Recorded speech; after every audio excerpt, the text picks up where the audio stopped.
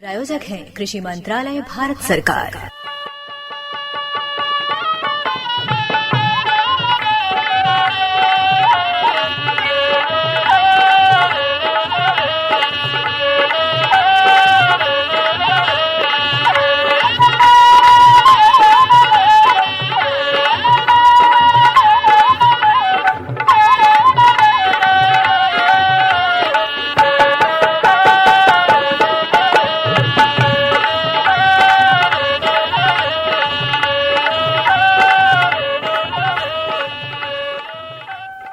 भैया बोला जय जवान जय किसान। नंदू भैया, जग्गू भैया, भैया देखा जून का महीना चला था।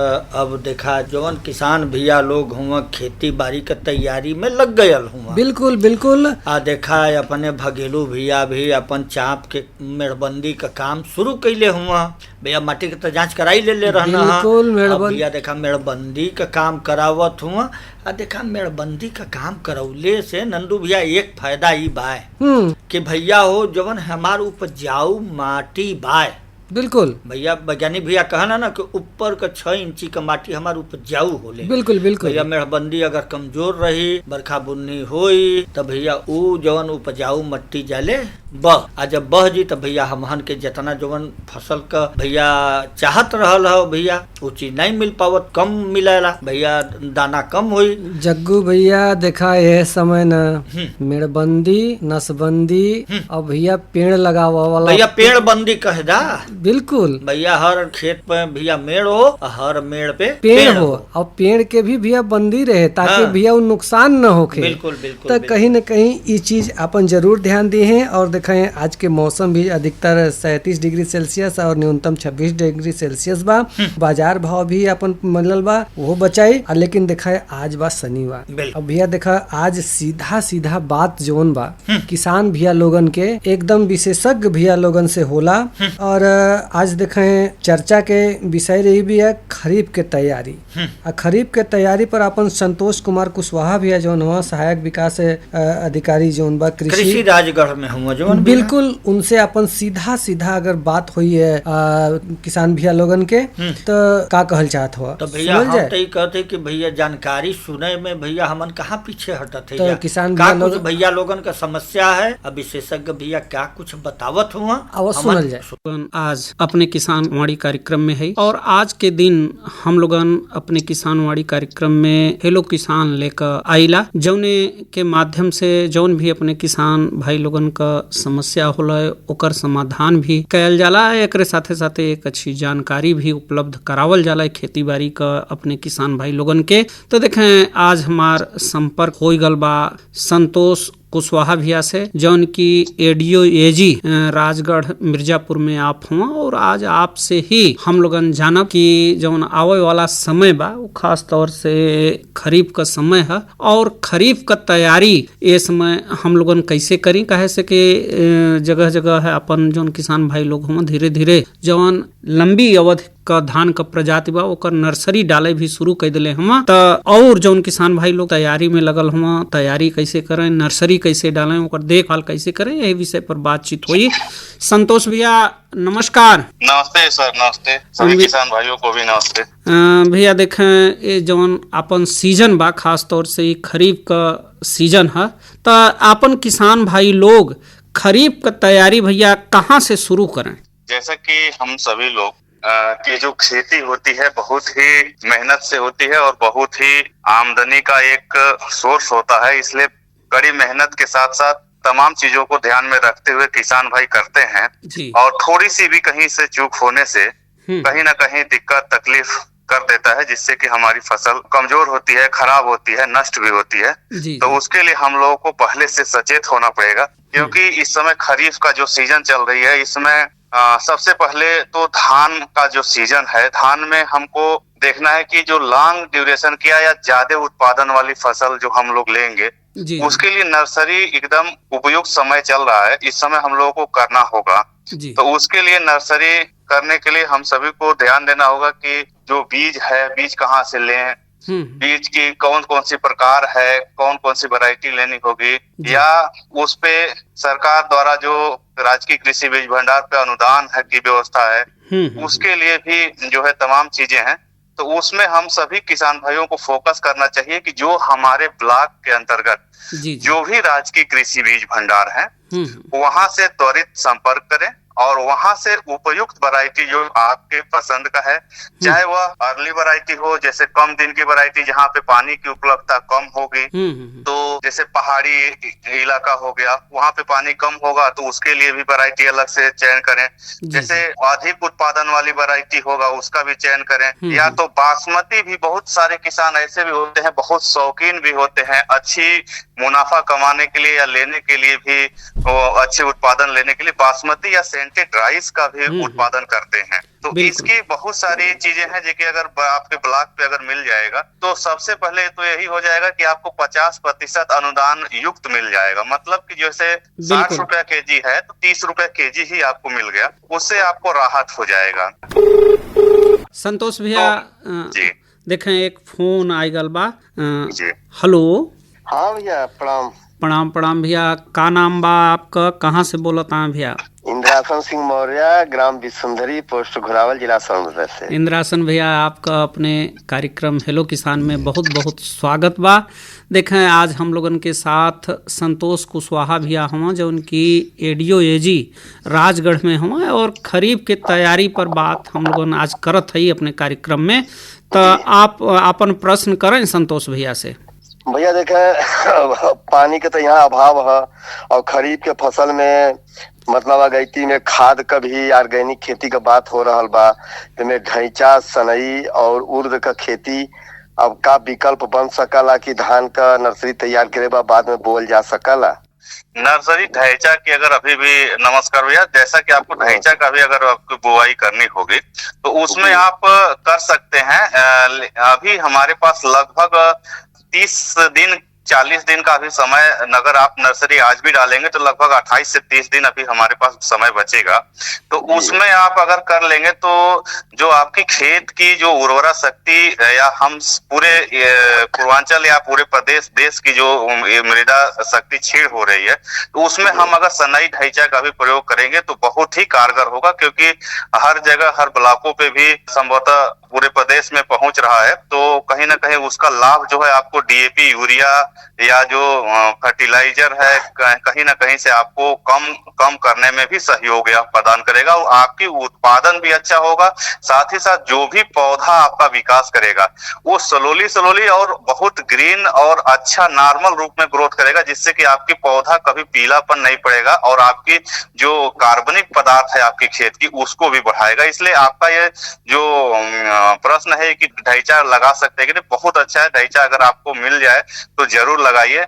और यह हर खेत में नहीं लगा पाएंगे आप, तो उसके लिए प्रयास कर सकते हैं। अगर किसी के पास 8 बीघा जमीन है, 8 बीघा में 2 बीघा कर ले, 4 बीघा कर ले, उसको अलट फलट करके अगर कर लेगा तो उसके लिए कारगर हो जाएगा। वो 2-3 साल में वो पूरे खेत में संतृप्त कर लेगा। तो इसके लिए सबसे अच्छा है कि आप वो ढैंचा की बुआई करके फिर नर्सरी कर ले, नर्सरी करने के बाद उसमें पलटाई करके उसकी धान लगा दे, जिससे आपको बेहद लाभ होगा। सर ये कह रहे थे सर कि जैसे मान लीजिए सर खेतों में अगर नहीं लगा पा रहे हैं वो इस स्थिति में घास जैसे होता है तो जोतने के बाद डीकम्पोजर जो है हम लोग को मिल नहीं पाता है। तो सर कोशिश ये करें कि अगर ढैंचा मिल जाता है तो लगाएंगे, नहीं डीकम्पोजर की व्यवस्था सर अगर ब्लॉक स्तर पर हो कि हर लोगों को मिल जाए तो सबसे अच्छा हो सर। ठीक है, ब्लॉक स्तर पे भी डीकम्पोजर प्रदेश सरकार से आती रहती है। एक बार आप राजकीय कृषि बीज भंडार पे संपर्क करें, वहां पे एक कृषि रक्षा इकाई भी होता है, वहां पे भी संपर्क करें। दोनों एक ही ब्लॉक के कैंपस में ही होता है। अगर आप संपर्क करेंगे तो हमको लगता है कि इधर कई सालों से आ रहा है, जब से हम लोग पराली प्रबंधन को लेकर के एकजुट हुए हैं और उसमें कहीं ना कहीं काम कर रहे हैं, जो कि किसान भी उसको जला नहीं रहे हैं और कर्मचारी उसको बता रहे हैं, तो कहीं ना कहीं डीकम्पोजर आने की सुविधा होने लगी है और आ भी रही है। अगर कहीं आपको अगर विशेष रूप में अगर नहीं मिल पा रहा होगा, उस परिस्थिति में ऑनलाइन भी डीकम्पोजर मिल रहा है और पूसा से भी डीकम्पोजर का टैबलेट फॉर्म में आ रहा है और लिक्विड फॉर्म में भी आ रहा है, तो उसको भी संपर्क कर सकते हैं। अगर विशेष परिस्थिति में नहीं होगा तो आप राजकीय कृषि बीज भंडार पे अपना संपर्क करें, आपको जरूर बेहतर लाभ मिलेगा। नहीं तो आप जो उप कृषि निदेशक कार्यालय है वहां से संपर्क करेंगे तो जरूर आपको सुझाव मिलेगा, और कहाँ से मिल पाएगा इसकी भी आपको व्यवस्था होगी। ठीक है सर, धन्यवाद इतनी अच्छी जानकारी के। ओके, धन्यवाद। इंद्रासन भैया, आपके हेलो किसान कार्यक्रम में फ़ोन करे बदे बहुत बहुत धन्यवाद। संतोष भैया, देखें हम लोग अनुदान का बात करत रही है, एक साथे साथे जौन किसान भाई लोग अपन धान का नर्सरी डाले बदे खास तौर से इस समय तैयारी करत हुआ, तो वो खेत का तैयारी कैसे करें भैया? जी, खेत की तैयारी के लिए सबसे पहले अगर इस समय हम देखेंगे तो केवल धान का ही नर्सरी की तैयारी हो रही है। और खेत की तैयारी जहां तक थी वो हम लोग अप्रैल मई में ही गेहूं के कटाई के बाद जो प्लाविंग जो करना था, डिप प्लाविंग, वो जो किसान भाई कर लिए होंगे उनके लिए बहुत बेहतर हुआ होगा, जो कि इस समय धूप के चलते पूरा उसकी खेत की जो भी कीड़े मकोड़े या अनवांछनीय तत्व था या घास को जो उस तरह के जो सड़ने गलने टाइप में होगा वो भी नष्ट हुआ होगा आपके खेत से। तो अब इस समय की स्थिति है वो नर्सरी तैयार करने की आ गई। तो जो आपके पूरे खेत जो खाली है उसमें आप ये देख लीजिए कि आपसे सबसे अच्छा जमीन कहाँ है, या जो आपका पोलापन कहाँ है, कहाँ पे अच्छा जिसमें पौधे की विकास होती है। क्योंकि नर्सरी एक आप एक तरह से परवरिश करने या बच्चे को पालने जैसे उसको आपको सेवा करना है और उससे ग्रोथ करा करके आपको जो है लगाना है, धान की लगाई कराने है। तो उसके लिए आपको अच्छी खेत की चुनाव जरूर करना होगा, जो कि कहाँ पे हमारा पानी की हम कहाँ दे सकते हैं और इसमें कहाँ हम उसकी जुताई करेंगे तो उसमें पोलापन होगा, जिससे कि उसमें मतलब नमी का भी संचार रहे, गोबर की जो भी खाद है उसकी भी मात्रा पड़ी हुई है, जिससे कि हमारा नर्सरी अच्छा हो कुल मिला जुला करके। तो उसके लिए अगर आपका जो भी खेत, हम सभी किसान भाई जानते हैं कि हमारा कौन सा खेत में हमारा नर्सरी डालेंगे तो अच्छा होगा, और सभी किसान भाई ये करते भी हैं। तो यह देख लें पहले से, अगर अच्छा जो जिस खेत में है वहां पे प्रयास करके पहले डालें। और इसमें प्रयास ये भी देखना होगा कि आप ये भी देखें कि अगर आप दो विधि से आप नर्सरी को तैयार करते हैं, एक तो सूखी नर्सरी का तैयार करते हैं और एक गीली नर्सरी मतलब वेट नर्सरी तैयार करते हैं। तो गीली सूखा वाला होता है तो उसके लिए क्या है कि आप जुताई करके और उसमें जो है एकदम फुरभुरा कर दीजिए। फुरभुरा करने के बाद आप जो है उसमें धान का बीज सीधे उसमें भिगोना नहीं है, सीधे उसमें आप सीड ट्रीटमेंट करते हुए, सीड ट्रीटमेंट जरूर करें या FSM से फंजीसाइड, राइजोबियम इंसेक्टिसाइड। इससे बावस्टीन अगर कुछ नहीं मिल पा रहा है तो सीधे बावस्टीन ले लेंगे 2 से 3 ग्राम प्रति केजी बीज के हिसाब से। उससे सीड को ट्रीटमेंट करके उसमें छिड़क दें और बराबर मात्रा में, जिससे कि आपका सीड छिड़कने के बाद उसमें पूरे खेत में पड़ जाएगा। और पाटा जो होता है बराबर करने के लिए वो लगा दें, जिससे कि आपका जो कुछ जमीन के अंदर हो जाए, जिससे जो चिड़िया हैं या फिर जो ऊपर रहने से हो सकता है कि नमी न मिल पाए तो अंकुरण न हो पाए। इस परिस्थिति में उसको आप तैयार कर लें। तैयार कर लेंगे तो आपको कुछ दिन बाद या बारिश हो जाएगा, या तो फिर अगर आप पानी डाल देते हैं 2-4 दिन बाद तो फिर धीरे धीरे वो करके वो फूल करके उसके अंकुरण हो करके उसके बीज आपकी नर्सरी तैयार होने लगेगी। दूसरी विधि यह है कि आप गीली नर्सरी करेंगे, गीला नर्सरी जो वेट नर्सरी कहलाता है। उसमें आपको यह करना होगा कि सबसे पहले आप अपने खेत की जो गर्मी है या एक तरह से कह सकते हैं पानी, उसको क्यारी बना करके, जितनी में आपको नर्सरी जैसे 1 बिस्वा में करना है, 2 बिस्वा में करना है, उसको आप एक क्यारी बनाएंगे। जैसे एक क्यारी होता है कि 5 बिस्वे का एक क्यारी होता है, तो उसको हम छोटी क्यारी बनाएंगे, जैसे हम लोग टमाटर मरचा का जैसे क्यारी बनाते हैं। और उसमें जो है नर्सरी डालने के लिए पानी पहले डालेंगे, पानी डाल करके उसको पडलिंग करेंगे पूरी अच्छी तरह से। और पडलिंग करेंगे जिस दिन, उस दिन के 24 घंटा के अंदर हम लोग ये पर भी प्रयास करेंगे कि बीज को भी नाद में भिगो दे, नाद में या ड्रम में कहीं इस तरह से भिगो दे, जिससे कि आपकी बीज की भी तैयारी होती रहे और खेत की भी तैयारी होती रहे। तो जैसे आप खेत की मान ली पडलिंग कर लिए, बराबर हो गया, इसके बाद आप जो भी आपका बीज है, बीज को आप देखेंगे कि ये भी आप किसी टब में या नाद में या किसी भी बर्तन में, जो बड़ा बर्तन होगा उसमें डालेंगे पानी डाल करके, तो जो नर्सरी या बीज उसमें पानी में डालेंगे तो ऊपर उठ जाएगा। तो उसको हमको निसंकोच छान लेना है, मतलब निथार लेना है, निकाल लेना है। जी जी। उससे मतलब ये होता है लगभग 95% कि वो हो सकता है कि वो खराब बीज होगा, हो सकता है कि ऊपर का बीज होगा, इसलिए वो अंकुरित भी नहीं होगा। तो हमारा तो ये समझ में आएगा कि हम तो इतना बीज डाल दिए, इसलिए हम उसको निकाल देंगे। तो जो वास्तविक बीज होगा वही हमारे खेत में पड़ेगा। तो इसलिए हमको पानी में डाल देंगे। पानी में डालने के बाद जब उसको हम हिला करके बराबर बैठा देंगे, उसको 24 घंटे तक रखेंगे। संतोष भैया देखें एक फोन आ गल बा। हेलो। हाँ नमस्ते सर। हाँ नमस्कार भैया, कहाँ से बोलो थे आप? हम अतरवा के ग्रामीण से धर्मेंद्र प्रसाद बोल। धर्मेंद्र भैया, आपका अपने हेलो किसान कार्यक्रम में बहुत बहुत स्वागत बा। देखें आज अपने साथ संतोष कुशवाहा भैया हम, जौन की ADO-AG राजगढ़ में आप हम, और आज खरीफ की तैयारी पर बातचीत चलता। तो संतोष भैया से अपन प्रश्न करें धर्मेंद्र भैया। तो साहब हम लोगन के धान का नर्सरी अब डाले की पड़ी, तो खेत का तैयारी वैयारी कैसे करल जाए, नर्सरी डालत समय का ध्यान रखल जाए? हाँ, धान के नर्सरी डालते समय ध्यान यही रखना है कि पहले तो खेत का चुनाव जी कहाँ पे करना है, फिर सॉइल ट्रीटमेंट और सीड ट्रीटमेंट। जी जी। इसके बाद उसमें खेत में मेड़ बना करके पानी भरना, और पानी भरने के बाद इस समय जो गर्मी है ये बहुत तेज गर्मी है, तो हम ये देखेंगे कि जब ही बीज का जब अंकुरण होना शुरू होगा तो हमको उसमें पानी निकालना भी पड़ेगा। जैसे शाम को पानी डाले, शाम को 6-7 बजे, तो सुबह पानी निकाल भी दें, या बहुत इतना पानी रखें कि वो सिर्फ मिट्टी गीला रहे। जी जी। अगर हमारा पानी अगर उसमें भरा रहेगा, या पानी अगर जे भी थोड़ा सा भी रहेगा, तो जो ऊपर का जो अंकुरण होता है, हर किसान भाई जानते हैं कि उसमें अंकुरण जो होता है बहुत नाजुक होता है।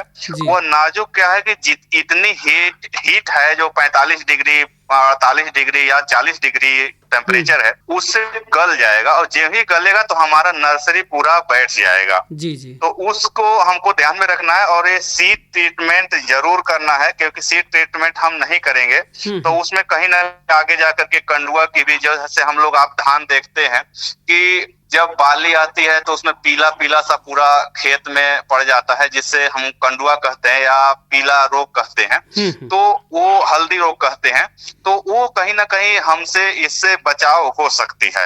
हम केवल प्रिवेंशन कर सकते हैं, बचाव कर सकते हैं। इसके लिए हमको नितांत आवश्यक है कि हम पहले से सीड ट्रीटमेंट करें, सॉइल ट्रीटमेंट करें, अच्छी से उसमें खाद उर्वरक की मात्रा डालें, और उसमें जो भी आपके जो घास खरपतवार उग रहे हैं उसको भी, जैसे आप 10 दिन 12 दिन का पौधा हो गया नर्सरी, तो उसमें बिस्पायरी बैग सोडियम जो हम लोग को मिल जाता है, आपके राजकीय कृषि बीज भंडार के बगल में राजकीय कृषि रक्षा इकाई भी होती है, या बाहर मार्केट से भी आप खरीद करके उसको अपनी आवश्यकता अनुसार, आप सुविधा अनुसार ले करके उसको डालेंगे, जिससे कि आपको बेहतर नर्सरी होगी और बेहतर आपका फसल धान की लगाएंगे तो होगा। बिल्कुल। चल चलावत अपने किसान भाई लोगन के का संदेश देवल चाहिए आज अपने हेलो किसान के माध्यम से संतोष भैया? जी, किसान भाई इस समय तो जैसे खरीफ में आपका धान की नर्सरी तैयार करेंगे, इसके साथ साथ खरीफ में आपका मक्का भी होता है, मक्का की भी तैयारी के लिए आप इस समय से भी जुड़ जाएं कि खेत की तैयारी शुरू कर दें, और जो हाई यील्डिंग वैरायटी है उसे लेने के लिए अपने बीज का भी अपने संपर्क करते रहें। इस तरह से ज्वार बाजरा का भी खेती जो है इसी सीजन में करते हैं। कुछ लोग ज्वार बाजरा को जो है चारे के रूप में करते हैं, कुछ लोग उत्पादन के लिए करते हैं। तो जैसी आवश्यकता हो उस हिसाब से अपनी ज्वार बाजरा की वैरायटी ले करके उसका उत्पादन ले सकते हैं, या तो पशुओं को खिलाने के लिए फोडर के रूप में उपयोग कर सकते हैं। इस तरह से कुछ जो है दलहनी फसलें और तिलहनी फसलें होती है, जैसे सोयाबीन होती है, मूंगफली, उड़द, मूंग, अरहर होता है, तो इसका भी आप उपयोग कर सकते हैं। और जहां पहाड़ी इलाका होगा, जहां पानी की सिंचाई के संसाधन नहीं होंगे, वहां पे आप प्रयोग करेंगे तो इसका आपको लाभ मिलेगा। बिल्कुल संतोष कुशवाहा भैया, आज आपसे हेलो किसान कार्यक्रम के माध्यम से संपर्क भयल और अपने किसान भाई लोगन के आज आप इतना बढ़िया जानकारी दिलेन और जौन किसान भाई लोगन का समस्या रहल हो ओकर समाधान कैलेन, एकरे बदे आपके बहुत बहुत धन्यवाद। अरे अरे अरे क्या कर रहा है? इधर इधर इधर हम बोल रहे हैं तेरे बीजू का।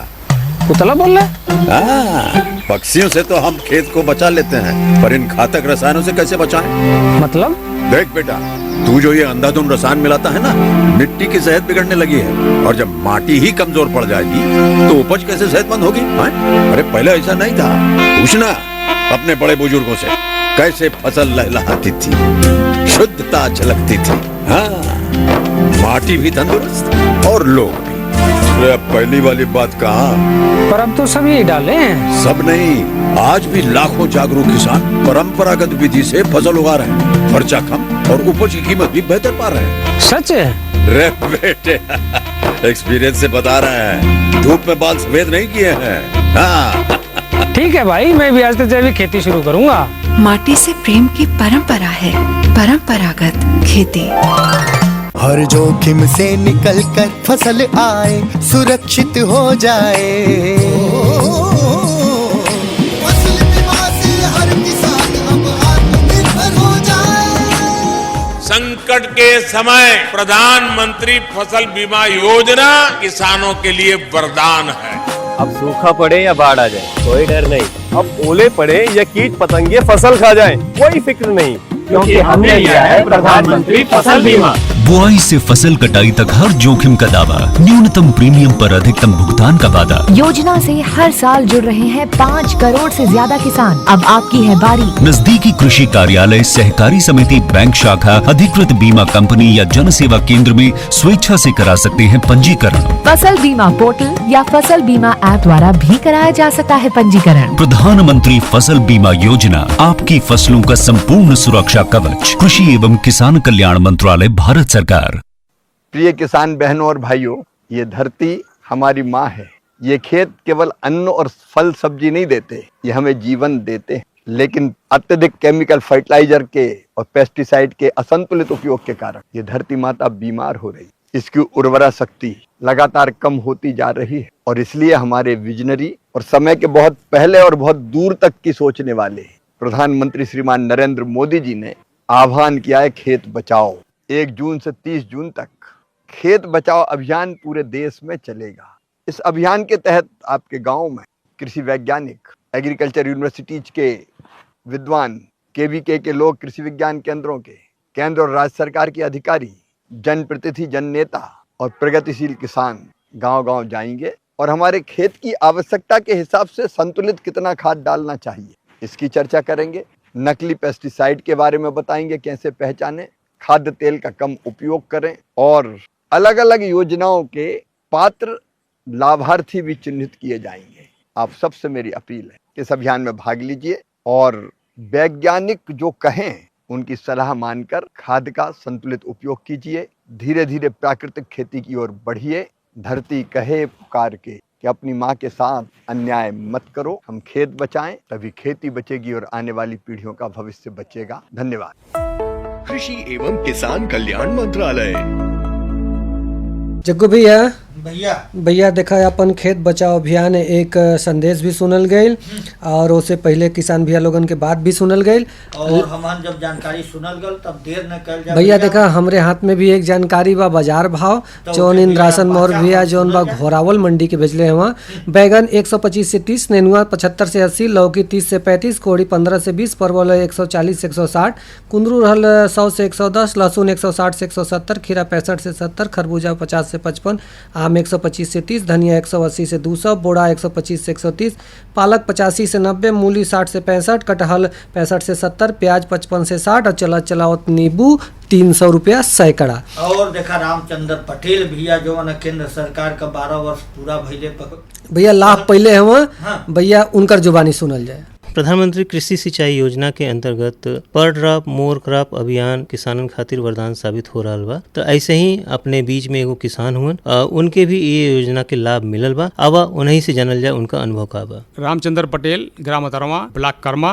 जिला सोनभद्र। हमके सिंचाई में थोड़ा दिक्कत तो रहल जन बा, तो हम जन बा सोचली कि सरकार बहुत सा योजना चलावता जन हो, तो उनमें हम जन बा मिनी स्प्रिंकलर के आवश्यकता पड़ल। खेत हमार ढलान बा जन हो, तो हम सोचे कि ले करके सरकार का योजना का लाभ उठावल जाए जन हो। तो उद्यान विभाग में जन बा आवेदन कैली ऑनलाइन, और हमके मिनी स्प्रिंकलर 1 हेक्टेयर बदे जन बा सरकार द्वारा उपलब्ध करावल गल। उनमें आवेदन कैले के बाद खेत का जन खतौनी बा वो मांगल गल, आधार कार्ड और सब कागजात जन बा पूरी दे करके मिलल जन हो, और 90% छूट पे जन हो। और उनमें बहुत सा सामान जन बा नोजल, हस्ती पाइप जन 2.5 इंच के ऊपर से मिनी स्प्रिंकलर में मिलने से ही फायदा हमको हो गल कि जन 2.5 इंच के पाइप बा जन बा खेत के ऊपर से लगौले के बाद जन बा सिंचाई में काफ़ी सुविधा बा। मिट्टी का कटाव भी उससे ना होत बा, और अगर नमी कम बा जन हो तो सिंचाई जब चाह तब कर ले जन हो। सीधे सिंचाई में हमके 2-2.5 इंची का नमी मिलत रहल, और मिनी स्प्रिंकलर लगौले से फायदा ये होगल कि 4 से 5 इंची गहराई में जन बा हम सिंचाई कर लेते ही जन हो। लेबरन के में बचत बा, और पैदावार हमार जन हो कम से कम 40% बढ़ गल। ऐसे तोड़ान में भी अगर 1 महीना में हम अगर 3 बार तोड़त ही जन हो, तो कम से कम में 4 बार तोड़ब जन हो। तो इस मिनी स्प्रिंकलर से काफ़ी लाभ हमके जन बा सरकार का जन योजना रहल उसे मिलल जन हो। और इनमें कौनो प्रकार का परेशानी नहीं भइल कि सामान मिले में दिक्कत हो, या आवेदन कैले के बाद सामान मिले नहीं जन हो। पूरी गुणवत्ता के साथ आकर के यहाँ लगावल गल, एक बार बता दिया गल कि नहीं ये ऐसे ऐसे लगा करके आप लोग चला सकन है। और काफ़ी आसान बाइक लगाई जन हो, जहाँ चाह वो के उठा के लगा ले अपने हिसाब से। और सिंचाई में बहुत बड़ा एक योगदान जन बा हमके मिलल जन। खास करके जन ढालू जमीन बा अपने यहाँ मिर्च वाले में बरसात में अक्सर ढालू पर लगावल भी जाले जन हो, तो उनमें मिट्टी का कटाव और ढालू खेत बदे मिनी स्प्रिंकलर सिंचाई बा जन बा बहुत बड़ा लाभकारी बा मान के चले जन। जैसे पौधा लग गल जन बा आवश्यकता बा कि नहीं बरसात नहीं भइल जन हो, तो शाम के वक्त भी अगर हम चाह कि रात में हमके सिंचाई का आवश्यकता बा, तो ओके चला करके हम बड़े आराम से 4-5 घंटा घरे आके बैठ ले जन बा हमारे सिंचाई में हो जाई, और कोनो दिक्कत का नुकसानी कोनो परेशानी में होत नहीं जन हो। ये मिनी स्प्रिंकलर से जौन किसान भाई चाहें लाभ ले सकल जन बा लगा करके। इनमें सिंचाई से काफ़ी लाभ बा जन बा, जौन भी फसल लोग चाहे लेवा बदे जन बा खूब आराम से ले सकला, ओकर लाभ हम उठावत ही जन बा। इनमें नुकसान नहीं बा, फायदा बा। कम सिंचाई वाले क्षेत्र में जो किसान भाई हैं जहाँ बरसात कम होले जन बा या पानी का उपलब्धता कम बा जन हो, तो इनमें कम पानी में भी सिंचाई करके एक लाभ उठावल जा सका। जग्गू भैया देखा ई संदेश भी सुन लिहल गईल। अब हम तक अब की जो समय बचल बा कौशल संघाती के मन सुनल जाए।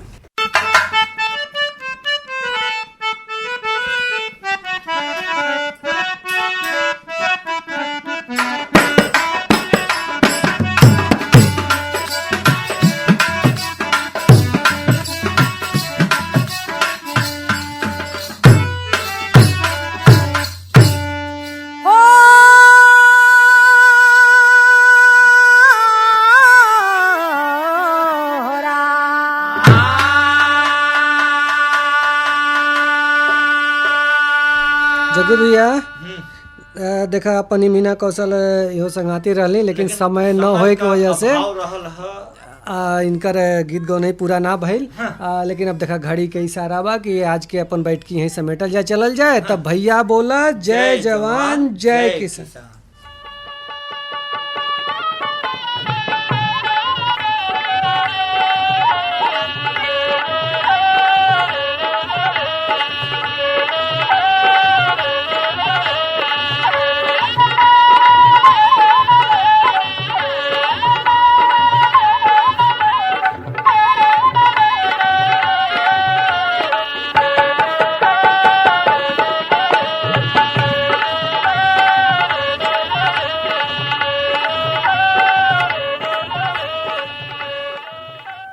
इस कार्यक्रम के प्रायोजक थे कृषि मंत्रालय भारत सरकार।